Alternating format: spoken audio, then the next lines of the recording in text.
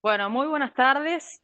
La verdad que es un día muy especial. Hoy se cumplen 10 años de la sanción de la ley de matrimonio igualitario, la sanción de esta ley que amplió, por supuesto, los derechos de nuestra sociedad, un logro fundamental para la lucha por los derechos de nuestra comunidad. Esta ley simboliza la búsqueda de la sociedad que todos queremos, ¿no? Una sociedad justa, una sociedad igualitaria, una sociedad libre, donde siempre la militancia de las convicciones vaya de la mano del amor. Porque el amor, como decimos aquí en San Luis también, el amor no tiene género. A modo de homenaje hacia el espíritu de esta ley, desde la Secretaría de la Mujer, Diversidad e Igualdad de San Luis, inauguramos hoy Diversa. Diversa es un nuevo punto de encuentro, es un espacio sociocultural que ya es de todes y, por supuesto, para todes. Y en este día, en el que se respira lucha, reivindicación de derechos, tenemos la visita de una mujer que admiramos muchísimo en San Luis y que la verdad es que quiero que la conozcan. Ella es Alba Rueda. Alba es salteña, es activista trans, es investigadora. Actualmente es la primera subsecretaria de Políticas de Diversidad del Ministerio de Mujeres, Géneros y Diversidades de la Nación. Además es presidenta de Mujeres Trans Argentina y forma parte del Observatorio de Género en la Justicia. Alba, bienvenida primero que nada, y la verdad que es un placer tenerte en San Luis, hoy desde la virtualidad, pero sabemos que está siempre, así que para la Secretaría de la Mujer, Diversidad e Igualdad de San Luis es un honor poder contar con vos, por tu compromiso, por supuesto, y por el tiempo de hoy estar desde la virtualidad charlando un ratito con nosotros. Muchísimas gracias compañeros. Estoy muy feliz de poder estar en este evento y además poder saludar a todo el equipo ahí, digamos, de la Secretaría. Realmente es un trabajo muy positivo el que se recibe desde estos lares y además acompañar en un día histórico, así que estoy muy feliz. Muchísimas gracias. Gracias, Alba, gracias por estar siempre con nosotros. Bueno, teníamos ganas de presentarte, por supuesto, de conocerte y de hacerte algunas preguntitas también para todo el colectivo y para todas las personas en San Luis que te admiramos un montón, que hemos seguido, por supuesto, toda tu trayectoria y nos interesaría saber, tu trayectoria de militante por los derechos del colectivo es indiscutible, eso ya lo sabemos, pero nos gustaría también preguntarte cuándo y qué inició en vos esa pasión por construir una sociedad diversa y equitativa. ¿Cómo fue ese recorrido, Alba? Bueno, fue quizás una búsqueda también personal. Digamos, yo estaba estudiando en la universidad cuando me invitan a participar de una serie de actividades que se hacían en el Hotel Gondolín, acá en la ciudad de Buenos Aires. El Hotel Gondolín es un hotel donde residen y viven muchas travestis y cuando me invitaron a sumarme era para poder acompañar lo que es una lucha por la finalización de los estudios de las compañeras travestis y trans, o sea, para que puedan retomar los estudios, que puedan completar su secundario, para que puedan terminar su escuela. Muchas en aquellos años, en el año 2003, 2000, creo que 2002, 2003, estaban considerando irse de la Argentina, porque eran años muy tremendos realmente. Estábamos viviendo post-2001, entonces fue como todo un contexto de crisis económica muy importante. El punto es que nosotras íbamos con este proyecto y supuestamente íbamos a vincular a nuestras compas a espacios, digamos, escolares. Y en el medio lo que hicieron fue educarme a mí, fue realmente como situarme y darme forma en lo que era algo que yo vivía desde hacía muchos años y de manera muy interna, que era todas las situaciones de violencia y discriminación, y muchas de ellas me pensaba como de manera individual, así que cuando empecé a conocer la militancia fue en el momento en el que también pude conocer que nuestra situación política y social no se debía a una experiencia individual, sino a condiciones sociales que estaban operando, la discriminación, la vulneración de derechos. Me reconocí en el trayecto de vida y en la cara de tantas compañeras travestis y trans, que realmente fue, digamos, una experiencia que fue muy alfabética para mí. A la que aprendió fui yo y desde entonces digamos, fue una lucha que abracé y la siento no solo propia en términos de lo que me representa, digamos, ser activista y lo que yo siento con cómo me permitió encontrarme, sino también creo que efectivamente es un modo de reflexionar sobre nuestra sociedad, un modo de posicionarnos sobre las desigualdades y un modo también de vivir, digamos, determinados modelos de democracia. Entonces, desde ahí es que es muy importante, digamos, también digamos, el activismo, no solo en mi vida, sino también en la promoción de los espacios de activismo.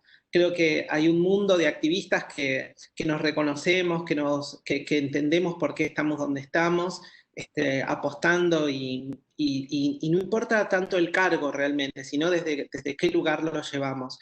Mucha gente de nuestras familias nos pregunta, bueno, ¿por qué te vas un sábado, el domingo? ¿Por qué a la noche? ¿Por qué no volvés? O sea, muchos temas que tienen que ver con nuestras vidas y realmente nosotros entendemos perfectamente que tiene que ver con estar donde queremos estar realmente. Creo que es una apuesta que no es solamente una cuestión individual, sino colectiva y además también transformadora de nuestras realidades. Así que para mí el activismo va a ser siempre, digamos, la herramienta donde primero pude comprenderme también en una trama social, pero además creo que efectivamente es un lugar de un punto de llegada, un tipo de conciencia sobre las desigualdades y una lucha social que transforma. Así que es muy hermoso realmente hablar del activismo para mí.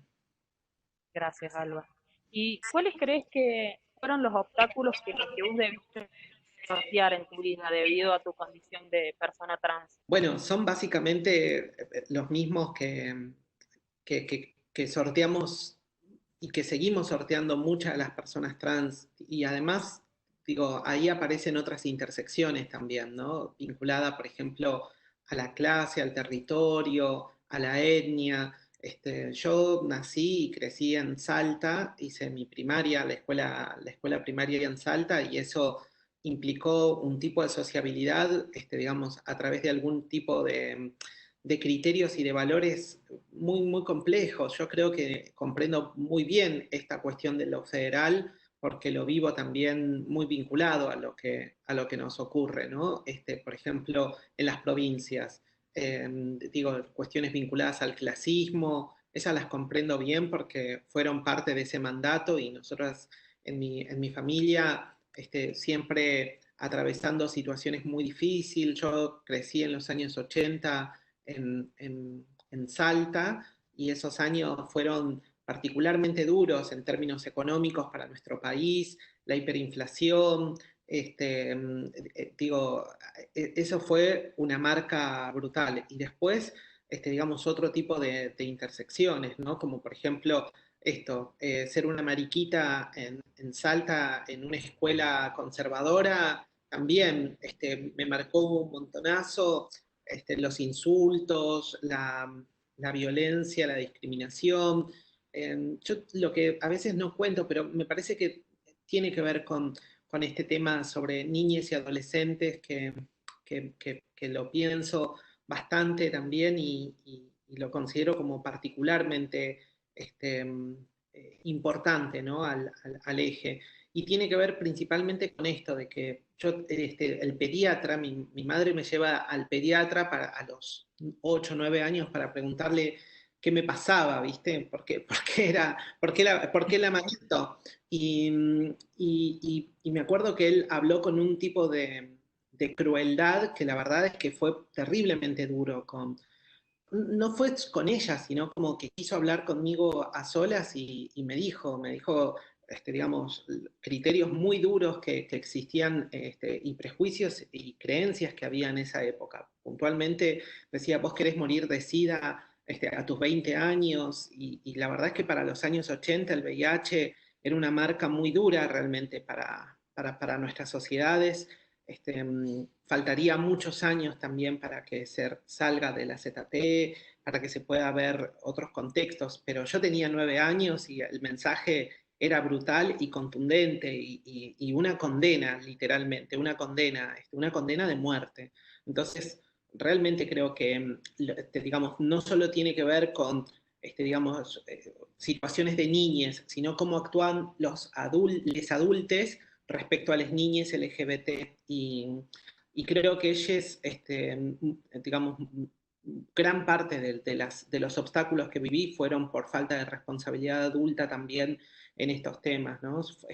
Espacios que no se trabajaban desde la no discriminación, las escuelas, los clubes, y también, digamos, creo que ahí surge muchos tipos de recorridos que nos reconocemos también con mis compañeros, con mis hermanas, travestis y trans, y es esto, de que aun cuando, por ejemplo, en mi casa, ¿no? Digamos, el tema de quienes salen y quienes se van de la casa, bueno, a mí literalmente no me expulsaron, pero me echaron de manera silenciosa, o sea, realmente hubo situaciones expulsivas en mi familia. Entonces, son situaciones que tienen que ver con que si podés, yo negociaba mucho de mi identidad, por ejemplo, en la escuela, yo ya para el secundario ya lo hice acá en Buenos Aires, entonces, digo, en la escuela negociaba mucho el tema ¿Vos de hasta qué año viviste en Salta? hice la primaria y la secundaria ¿Ah? ya la hicimos acá. La hicimos porque me vine con mis hermanas y seguimos como estudiando. Vinimos con toda mi familia se mudó. Tenía que ver con que mis hermanos mayores ya vivían acá en Buenos Aires. Bueno, fue un proceso migratorio familiar y tenía que ver con unir la familia en plena crisis. Yo llego en los 90 aquí y bueno, fue eso principalmente. Entonces, pasó esto, ¿no? De tener que, digamos, negociar mi identidad y salir del closet, digamos, a escondidas en el barrio, salir del barrio. Aquí, por ejemplo, en Buenos Aires, el tema del anonimato realmente, digamos, era una herramienta que funcionaba de otro modo que funciona en los barrios de nuestras provincias. Y creo que esa herramienta fue una buena herramienta en su momento, ¿no? Fue como poder salir digamos, y cambiarme en el pasillo del edificio, y después, eso, como poder ir a otros barrios, ir a los barrios del centro. Y después, el obstáculo del empleo que fue una marca increíble. Yo terminé el secundario y me iba a buscar trabajo. En aquellos años era por clasificado y era en los diarios. y no estaba LinkedIn. Y bueno, entonces era empezar desde donde se podía. Para mí siempre fue prioritario, digamos, tener un acceso económico, porque sabía que de ahí dependía un montón de otras cosas. Así que bueno, negociando desde ahí, repartiendo volantes que eran muy nuevos, eran los 90, entré a trabajar un poco por solidaridad ahí con una compañera en un taller de cerámica artesanal, en donde me quedé 4 años y vivía ahí, vivía en el mismo taller, que era un taller frío, que era, digamos, situaciones que...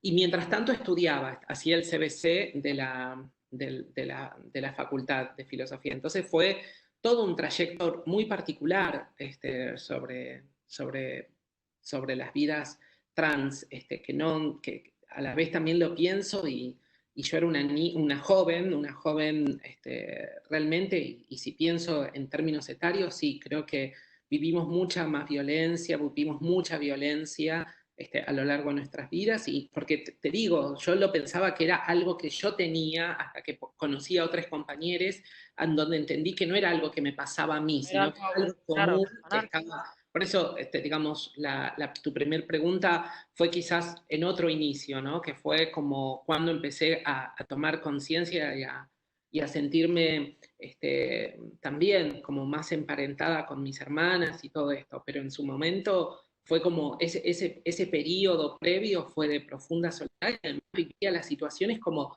algo había hecho, o sea, siempre me quedaba esa sensación de que, ¿qué Eras dije? ¿Qué culpable hice? de algo. Que algo mal estaba pasando todo el tiempo que tenía que ver conmigo y era algo que yo hacía. Entonces, digamos, fue como tratar todo el tiempo de comprender que no tenía que ver con el tono de voz, que no tenía que ver con la caminata, que no tenía que ver digamos, conmigo, que no tenía que ver con quién era yo, sino más bien justamente con la violencia, tenía que ver con cómo actúan las instituciones, cómo se silencian a las niñas, cómo no escuchan, cómo no están trabajando en contra de la discriminación, tiene que ver con cómo las familias legitiman, se burlan, llevan adelante estas cuestiones. Por eso para mí, digamos, no, ahora lo pienso en clave laboral, no es solamente trabajar en la línea de las políticas públicas, sino también de un gran cambio social y cultural. Y yo sé que eso tiene un costo enorme para nuestras provincias, porque realmente el salir del closet en las provincias es muchas veces, lo dijo hace poco un ecompe de Jujuy, dijo, yo cuando salí del closet, salió del closet mi familia, porque ahí empezaron a decir el padre del puto, el tío del puto, el hermano del puto, o sea, como sacás del closet a toda la familia y eso tiene un costo social muy alto. Entonces, esas cuestiones son, digamos, para mí muy concretas, muy materiales. Hay un registro de todo esto que tiene que ver con nuestra historia. Entonces, sí, para mí, digamos, en esta invitación, hablarle a los compas ahí en San Luis significa también poder tomar estos criterios y contar honestamente digamos, que sé que es súper duro en algunas provincias, en algunos contextos, que están atravesados por otras intersecciones, el clasismo, el racismo, la pobreza. Entonces, entiendo perfectamente lo que eso implica, pero no es que yo lo tenga que entender, sino lo que quiero decir es que creo que es donde se asientan nuestras luchas, en definitiva, porque no se trata de que una persona lo comprenda, sino tiene que ver justamente donde digamos, se asientan nuestras luchas. Entonces, pelear contra la discriminación por orientación sexual, por identidad de género, muchas veces tiene que ver con trabajar territorialmente, con las personas que más viven esa violencia, y no es casual que sean las personas racializadas, las personas de los sectores más populares. Entonces, creo que hay un desafío que es social, cultural, político, también que nos involucra profundamente hoy más que nunca dentro de nuestras instituciones nacionales, porque tenemos un Ministerio de las Mujeres, Géneros y Diversidad que está en la primera línea de las políticas públicas pensando y llevando adelante agendas que tienen que ver con nuestros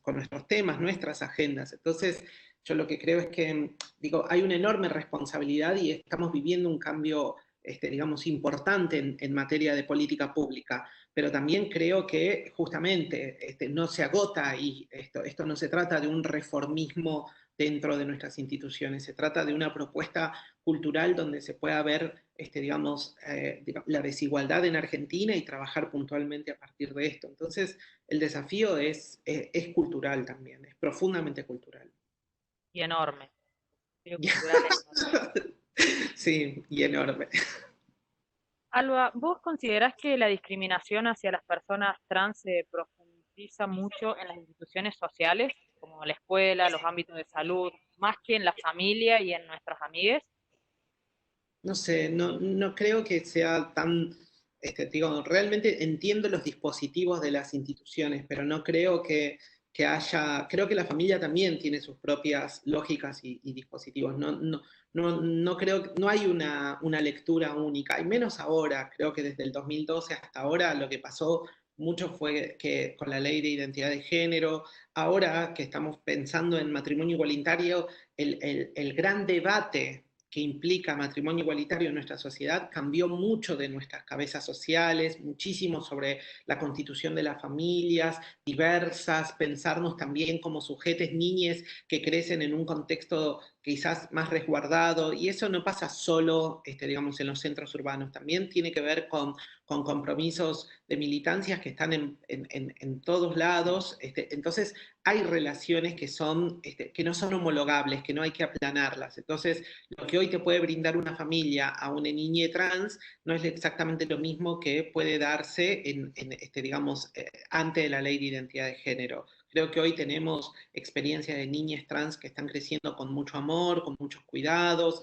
Hay otros tipos de experiencias. Y también sé que no son todas las experiencias, que eso también hay que mencionarlo.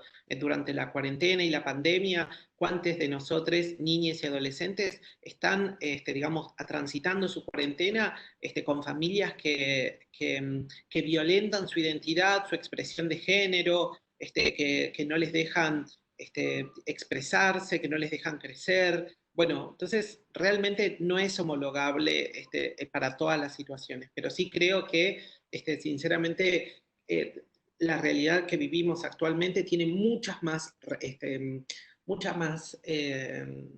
sí, fortalezas que las que tenía cuando crecí, cuando cuento estas cuestiones, ¿no? A mí me hubiese gustado, encantado conocer experiencias positivas de personas trans, experiencias de vida bonitas, que quizás en suerte no me toquen los mismos psicólogos, los mismos médicos, pediatras, educadores. Creo que hubiese tenido más textura de diversidad nuestros recorridos. Quizás no hubiese sido un discurso tan tan unívoco como el que crecí y con el que crecimos mucha de nuestra generación. Entonces creo que hoy, desde el 2012, hay espacios en disputa. Yo creo que, por ejemplo, uno de los grandes espacios de disputa es la escuela. Lo dicen nuestras encuestas también. Acá en la ciudad de Buenos Aires, en el 2017, se publicó una encuesta sobre digamos, sobre el Mocha Celis, que lo impulsó el Mocha Celis junto con el Ministerio Público, que es un bachillerato popular, junto con el Ministerio Público de la Defensa de la Ciudad de Buenos Aires, y esa encuesta se llama Las Mariposas, ahí se me fue el nombre, Acá no la, tengo revolución de mariposas. la Revolución de las La Mariposas. revolución de las mariposas. Por favor, la revolución de las mariposas. Y justamente es un análisis sobre condiciones de vida que había hecho la gesta del nombre propio unos años atrás, que era, digamos, a 10 años de la gesta del nombre propio, el primer libro que sacó Loana Berkins y que justamente habla sobre estudios sociales sobre las condiciones de vida. Entonces, digamos, en ese estudio del 2017, lo que plantea es que, digamos, hay muchos indicadores de la desigualdad para las personas travestis y trans. Por ejemplo, indicadores que tienen que ver con el acceso al empleo formal. Ese estudio dice que más del 80% de las personas trans, de hecho el 88%, si mal no recuerdo, están sin un empleo formal. Están o estuvieron además en prostitución. Pero hay un 5% que tiene un empleo privado y un 7% un empleo público de esa muestra que se tomó en aquellos años. Entonces, ese es un indicador constante, ¿viste? Entre el 90 y el 100% estábamos todos desempleados, sin oportunidades laborales, y eso fue una constante en nuestra historia. Creo que todavía hoy, con todo lo que se está pensando, con la ley de cupo y todo esto, todo lo que estamos trabajando para implementar, para pensar y considerar justamente un cambio de paradigma en esto, que es incluir en el empleo a las personas travestis y trans.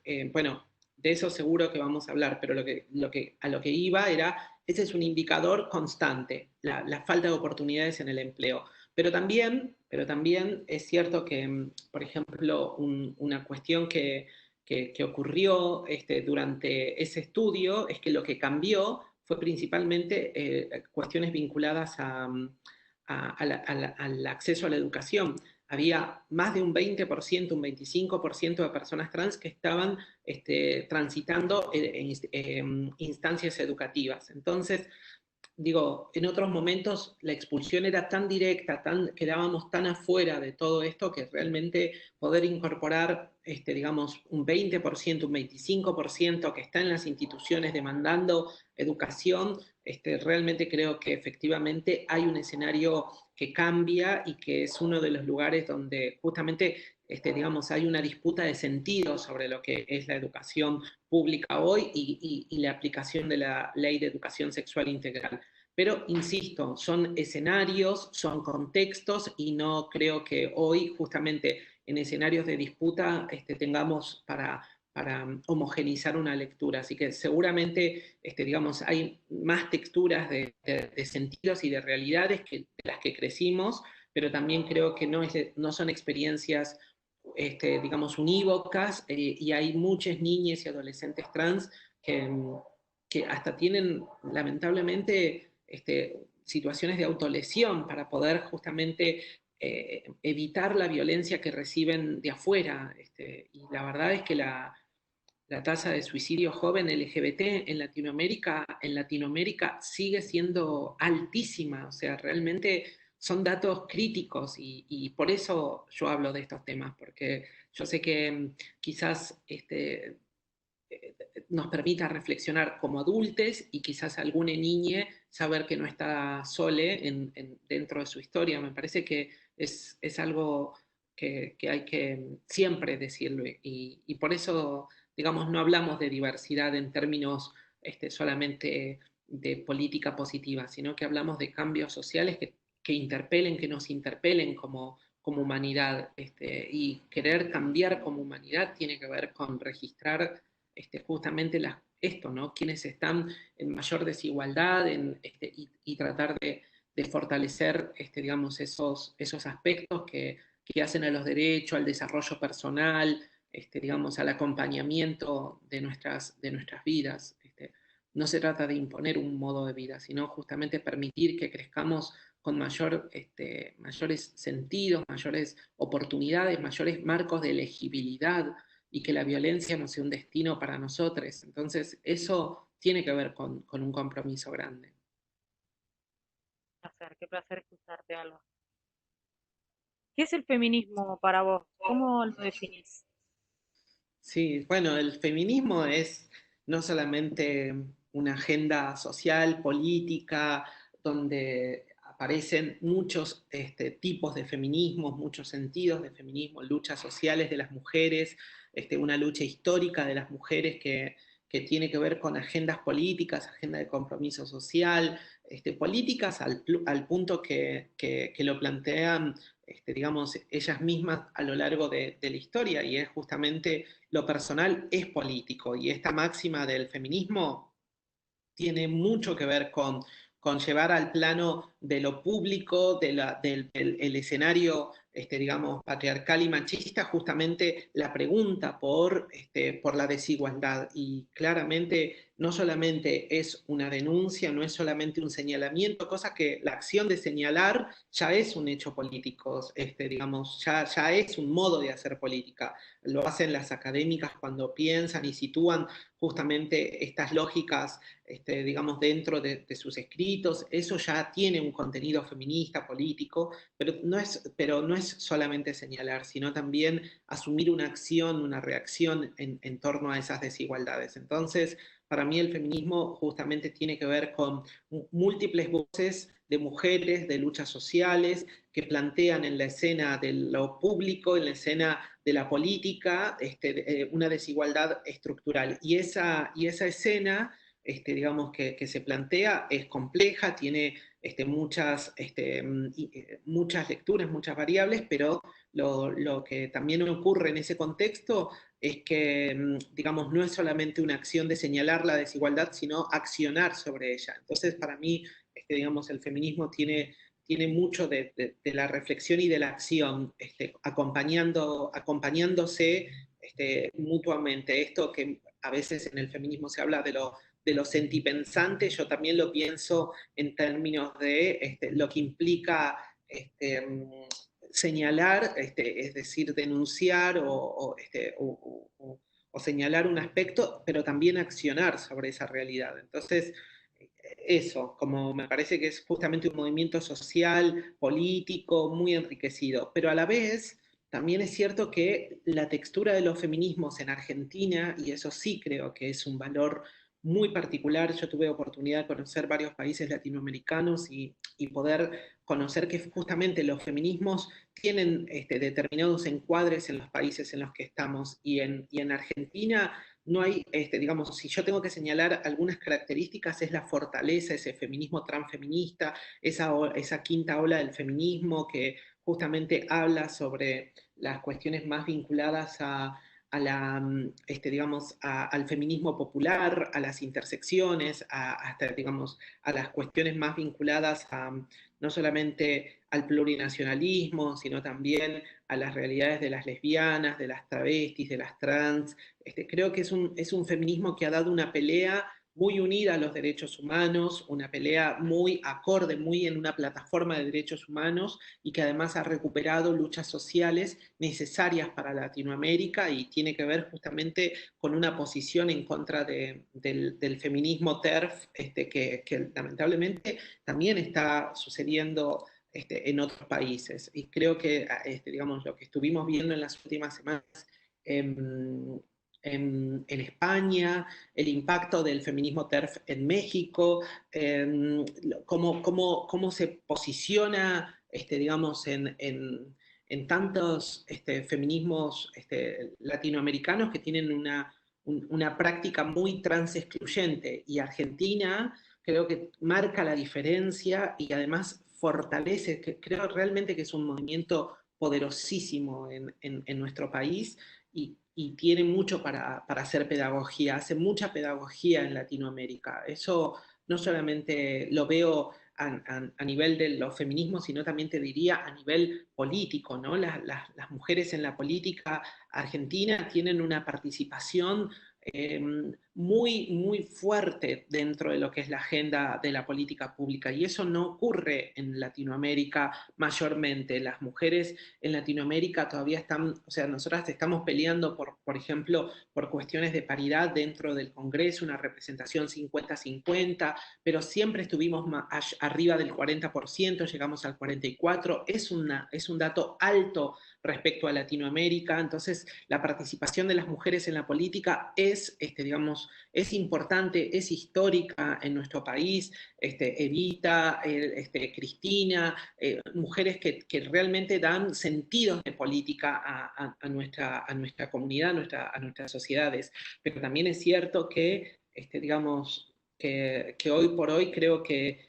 digamos, nos encontramos en un escenario donde la participación de las mujeres en la política es realmente indiscutida el valor que traemos y además de eso creo que la textura que tiene estos planteos es importante. Hablar de feminismos, hablar de mujeres en la política, pero también hablar de transfeminismos dentro de las políticas públicas, dentro de nuestras realidades, dentro de nuestras alianzas, que el encuentro plurinacional haya crecido y haya tenido tanta vigencia y actualización por los movimientos de mujeres jóvenes, de las que participaron por el debate del aborto, digamos, y justamente llevar adelante una agenda tan actual es, digamos, son logros muy valiosos. El Ni Una Menos en Argentina, digamos, tiene mucha textura nuestras realidades. Entonces, creo que el feminismo argentino y latinoamericano tiene para aportar identidad y dentro de esas identidades Argentina aporta sin duda alianzas estratégicas para nuestras democracias. Entonces es un movimiento además que habla de mucho de la vitalidad de nuestro país y de la vida política de nuestro país. Gracias, Alba. Ahí lo veo a Paulín tomando nota a dos manos. Está Pauli. Pauli, que aparece como Matías, está tomando nota sin parar. ¿Qué hace Pauli en la Pauli, Secretaría? ahí vamos a terminar la entrevista y te presento al equipo que está acompañándonos hoy. Dale. Alba, ¿cómo elegiste tu nombre? ¿Por qué Alba? Bueno, a veces se dice que lo elegimos así sin más y a veces nos llega también. Hay muchas compañeras que escuché que fueron también bautizadas, nombradas por otras hermanas, así que realmente también hay que poner este margen de elegibilidad en otros sentidos. Ahora, me sorprende sinceramente que no podamos elegir los nombres todes, porque creo que alguna vez en la vida, decime si no querrías haberte cambiado el nombre a lo largo de tu vida. No sé, yo por lo Sí, menos sí. un par de veces. Yo leí un libro y estaba realmente, digamos, muy identificada con el personaje, pensé que fue una etapa muy particular de mi vida, fue justamente cuando empecé a nombrarme, cuando estaba pidiendo mucha ayuda, lo hice en, digamos, para mí los libros y no es casual,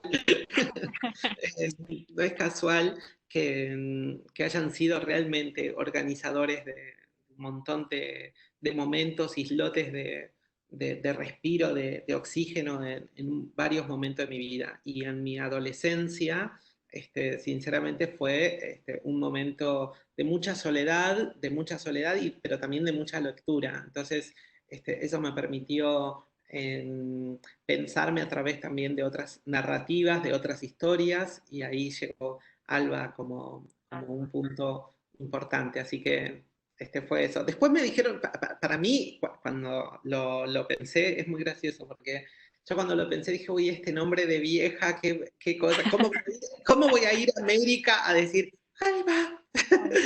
Claro, no sonaba en América el nombre Alba. Entonces, pero a la vez tenía mucho que no sé, tenía mucho eco para mí. Entonces, pero siempre me parecía que no era un nombre tan lindo. Y después con el tiempo me dice, Alba Rueda, qué bien que suena Alba Rueda. Y digo, no sé, como que fue una sorpresa que a la gente, digamos, le guste el nombre Alba Rueda, pero para mí tenía que ver con otra historia y de hecho me parecía que no sonaba tan bien, sino más bien era como un nombre de otra época, ¿no? Digamos, no sé si ahora se puso de moda, pero cuando yo, digamos, asumí mi nombre, no, para nada era de moda, para nada era un nombre como realmente ya poco usado. Y creo que no se usa mucho, no sé, se usa, No conozco muchas albas. yo tampoco, pero bueno, tiene una historia, digamos, de pensarme en las narrativas literarias. Alba, de todas las luchas y conquistas de los colectivos trans, ¿vos qué lucha considerás que hay que seguir trabajando más arduamente hoy? Claro, la del acceso al empleo. Para mí, el acceso al empleo de las personas travestis y trans va a marcar la diferencia en nuestra sociedad. Lo hizo en su momento la ley de identidad de género. Creo que hoy tenemos posibilidad de mostrar que nosotras tenemos capacidad laboral. Creo que tiene que ver con una pluralidad de derechos, que no es solamente, digamos, el empleo, sino también es, digamos, la retribución económica a fin de mes, es decir, poder contar con un dinero y poder planificar tu vida. Eso de por sí ya cambia un montón para una historia de compañeras travestis y trans, porque conociendo un poco nuestros recorridos, muchas compañeras tienen proyectos de vida a corto plazo, porque también es cierto que no hay nada que te proyecte a largo plazo. Hay mucho, es muy complejo, o por lo menos digamos, en el modo en el que yo crecí, sin duda esos temas de largo plazo, de decir, me voy a jubilar, algo que todo el mundo piensa, ay, cuando me jubile, qué sé yo, nosotras pensar en la jubilación es una proyección infinita. Lejana. Claro. Es muy raro, incluso para mí pensar que quizás me estoy jubilando. Y ya me acuerdo cuando yo ingresé a mi primer empleo formal, que fue ¿Qué edad fue tu en primer el empleo formal? claro, fue en el 2005, cuando empecé a tener aportes jubilatorios. Y yo ya tenía 20 largos, o sea, entonces lo que digo es, había trabajado desde los 17 cuando me fui de mi casa, trabajaba desde siempre y creo que habrán sido 10 años más tarde que pude empezar a hacer aportes jubilatorios. Entonces, imagínate lo que implicaba para mí, digamos, la cuestión de la jubilación o el proyecto de vida en torno a la jubilación. Un proyecto, digamos, así, larguísimo y muy lejano.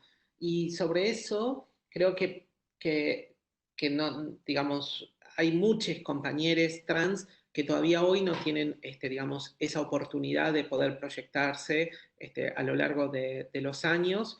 Creo que también el empleo fue cambiando, ya no es exactamente el empleo en los sentidos del siglo XX, creo que hoy con la pandemia, la cuarentena, digamos, hay que ver cuáles son los ecos que quedan de este cambio de realidades, porque realmente me parece que cuestiones vinculadas a, por ejemplo, 8 horas de trabajo quedaron totalmente distorsionadas para muchos de nosotros que estamos con el celular todo el día y a la mañana y a la noche y todo es trabajo y es como algo muy distinto para nuestras vidas, ¿no?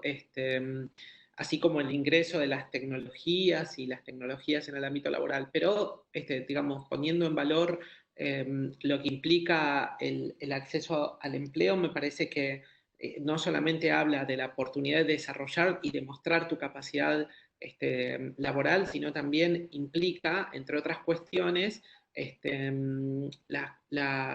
digamos, el acceso a una obra social, poder resguardar tu salud, digamos, sabiendo que contás con una obra social. No es lo mismo, no es exactamente lo mismo, si no, no existirían, obviamente, no es lo mismo que el hospital público, que los turnos, que levantarse a las 5 de la mañana, sacar turno a las 6, volver al mes siguiente, no es lo mismo, realmente tiene que ver y además, digamos, con los vínculos que hay con las personas trans en el ámbito de la salud, ¿no? De la salud pública como privada, ¿no? Digamos, realmente creo que es, y lo he visto también, he visto como muchas compañeras, digamos, con su obra social se paran de una manera distinta frente a los médicos, piensan en clave de derecho, dicen si yo tengo el carnet igual que el de al lado, ¿por qué no me atendés? Siempre, digamos, hay una práctica ahí que no sé si es la más esperable o la más deseosa, pero funciona y funciona de ese modo.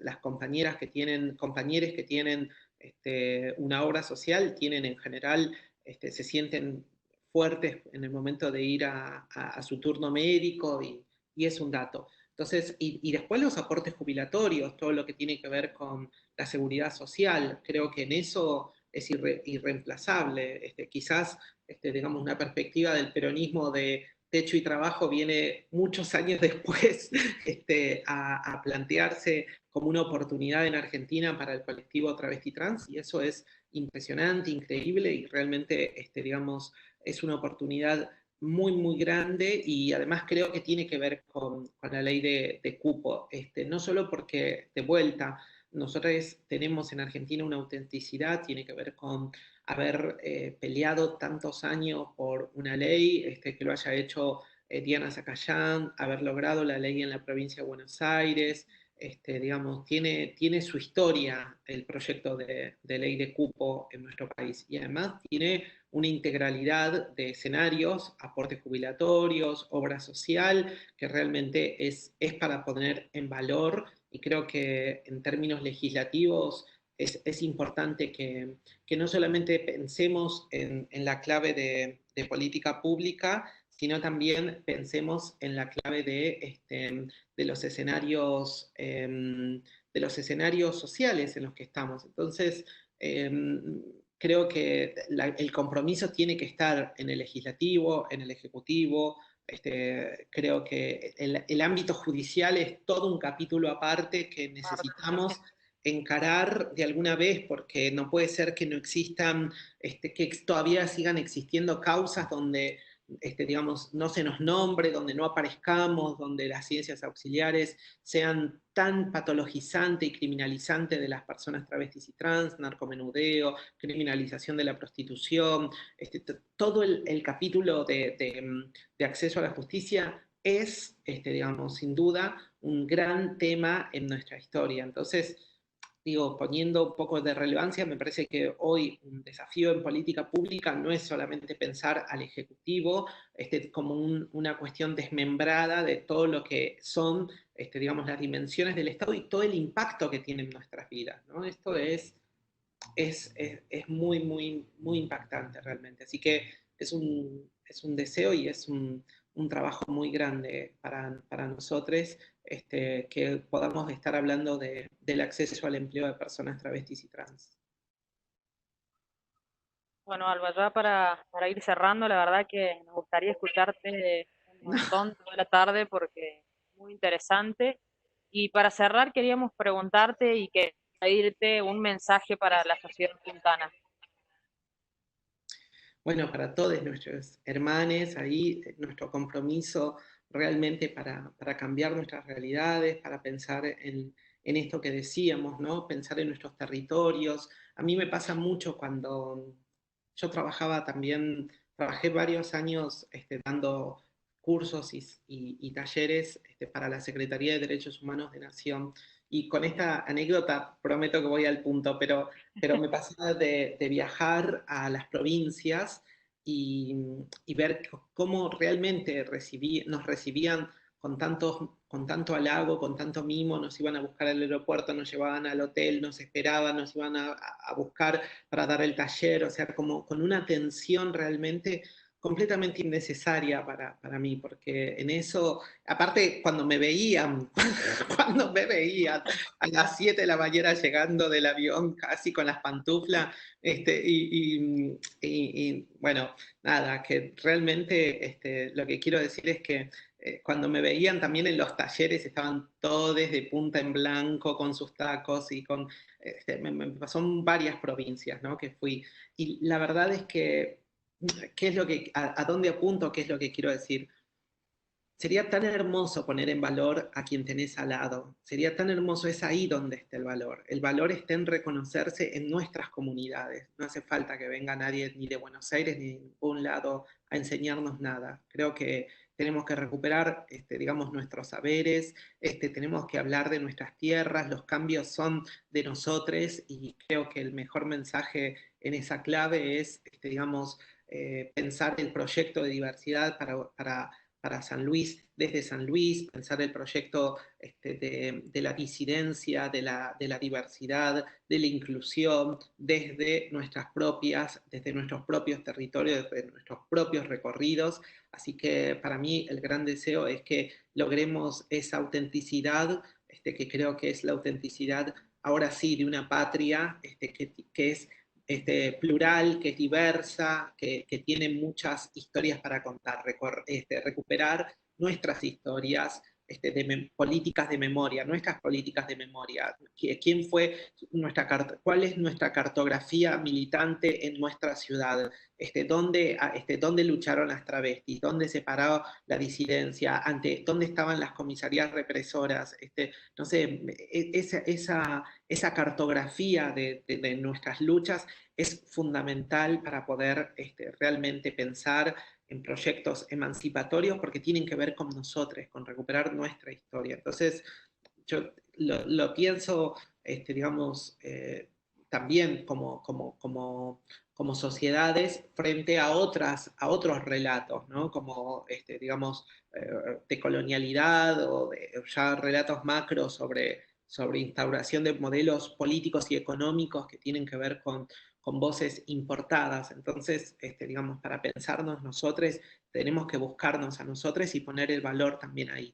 Y tiene que ver con buscarnos. Entonces, es eso, básicamente. El mensaje es que la diversidad te habita y lo importante es reconocerla y poder ponerla en valor. Así que en estos 10 años de matrimonio igualitario, en estos 10 años de matrimonio igualitario, mi mejor mensaje es que busque digamos, la diversidad dentro de tu barrio, dentro de tu hogar, dentro de tus amigues y poner en valor esas experiencias.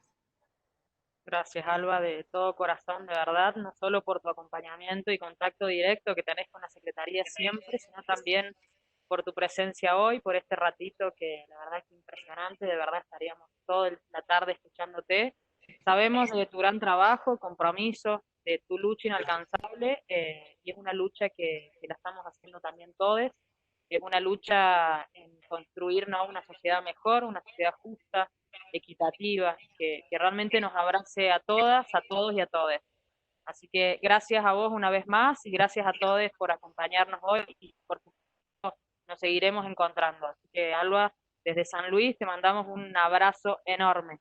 Y yo le mando a todos un abrazo enorme y ya muy pronto vamos a estar ahí acompañándonos, por supuesto, sin auto, sin trayecto, sino como compañeros que somos, tratando de estar juntos en un momento tan importante para nuestras luchas y para nuestra historia, que es contar con un Ministerio de las Mujeres a nivel nacional, así que para llevar agendas por todos lados. Un abrazo enorme, muchísimas gracias por la invitación y bueno, que sea un día también memorable para todos este 15 de julio, que es un día que ganó nuestra sociedad. Un beso grande. Gracias, Alba.